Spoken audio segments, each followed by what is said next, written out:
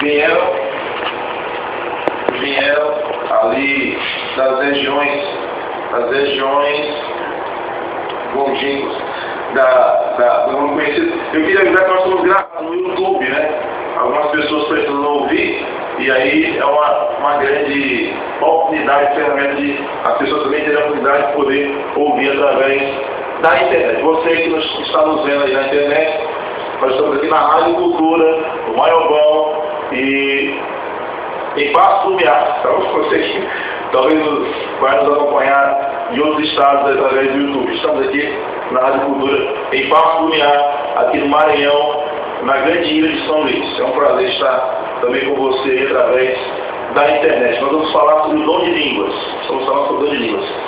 Na verdade, irmão João, ali foi um grande desafio, sabe? Um grande desafio, principalmente para os discípulos, porque a maioria deles não sabia falar nem o aramaico, como Pedro, que era pescador, João, Saulo e Lucas, que era doutor, e Mateus, que era coletor de impostos, tinha uma certa instrução. Mas os outros que falavam a língua aramaica, eles não sabiam falar nem a própria língua, né? Então como é que eles iam pregar para multidões? Se Jesus foi bem enfático, como disse lá em Mateus, ou Mateus 28, ou Marcos 16, verso 15, ide por todo mundo pregar o evangelho a toda criatura. Então é um desafio, não é? Com certeza. Eles falavam que nós chamamos do trivial, aqui que era comum, que era a linguagem comum. E havia muito ainda que aprender para poder se expressar melhor. Agora, como fazer? Como fazer isso, né? E agora, aí entra, Júnior, a questão do tema que nós vamos tocar hoje, que é no Pentecostes, o grande acontecimento. Agora, qual foi esse grande acontecimento que ocorreu que os capacitou a falar aquela multidão? É exatamente isso que nós vamos falar. Aqui está uma bênção, né? Na verdade, para nós entendermos esse evento aqui, nós precisamos voltar um pouquinho no tempo, lá para Gênesis capítulo 11. Na verdade, iremos aqui voltar aos tempos antigos, aos tempos, aos primórdios, né? A época do passado até morte. E iremos ver aqui em Gênesis 11 a chamada construção da Torre de Babel. Eu não quero falar assim sobre a Torre de Babel em si, mas sim de um evento especial que aconteceu na construção da torre. Se você puder abrir também a sua Bíblia em casa, você que não acompanha também na internet, esse vídeo estará daqui a pouquinho disponível no YouTube e também no Facebook. Você que nos acompanha através da internet, na sua casa, no computador, sabe? Abra a sua Bíblia em Gênesis 11 e no versículo 1 veja o seguinte, olha só.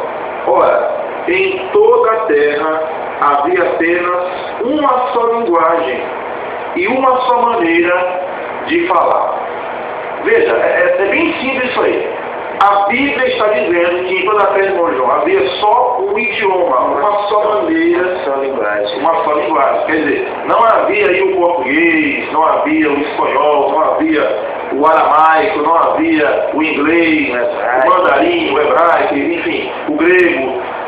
Não existia a quantidade de idiomas que existem hoje. E é bem verdade que na Índia são mais de 2.000 dialetos. Então pense como é que é complicado se comunicar. Com certeza. Agora, não existia essa barreira. O que os homens fizeram? Os homens se juntaram depois do dilúvio. Eles se juntaram e tiveram uma ideia. De construir uma grande ideia. De construir uma torre muito grande com dois propósitos.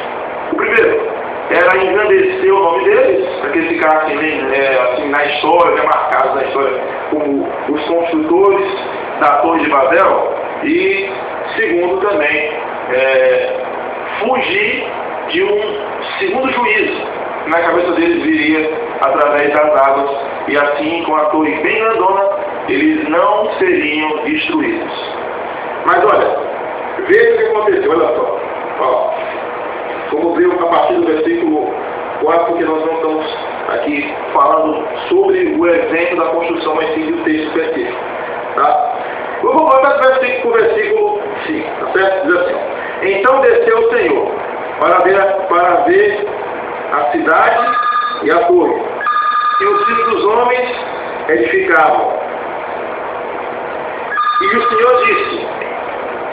Senhor disse, eis, e o povo é um só, e todos têm a mesma linguagem, e isto é apenas o começo. Agora não haverá restrição para tudo que intentam fazer. Vinde, desçamos, e confundamos ali a sua linguagem, para que um não entenda a linguagem do outro. É bem simples essa leitura, mas eu quero que você, em casa, você ouvinte, você também, o nosso telespectador através da internet, entenda, isso aqui é bem simples. Deus simplesmente aqui criou os mais variados tipos de idiomas. E o português, e o espanhol, e o mandarim, e o aramaico, o grego. As línguas aqui foram criadas, os idiomas foram criados.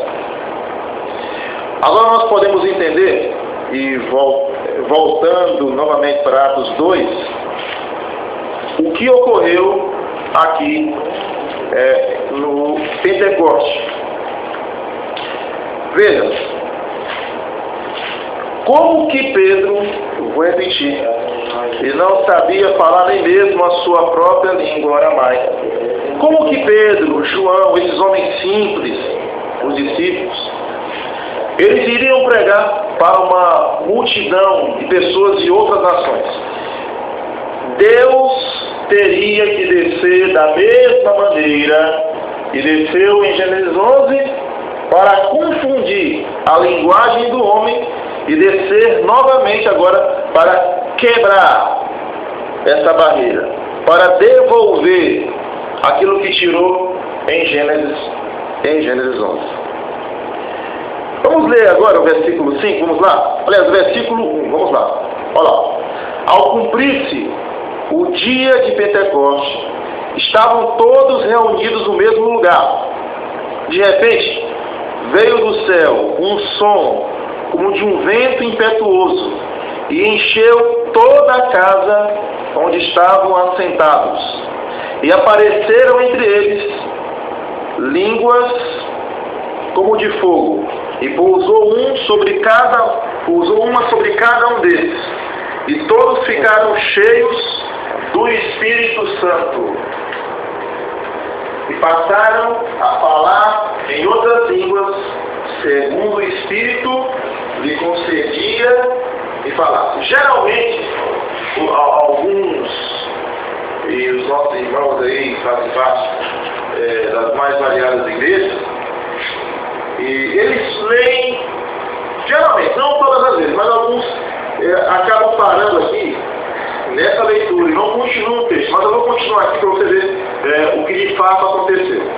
Ora, versículo 5: estavam habitando em Jerusalém judeus, homens piedosos, vindos de todas as nações debaixo do céu. Quando, pois, se fez ouvir aquela voz, afluiu a multidão, e se possuía de perplexidade, porquanto cada um os ouvia falar na sua própria língua materna. Língua materna. Diz a Bíblia que estavam reunidos em Jerusalém homens de várias partes, de várias partes do mundo.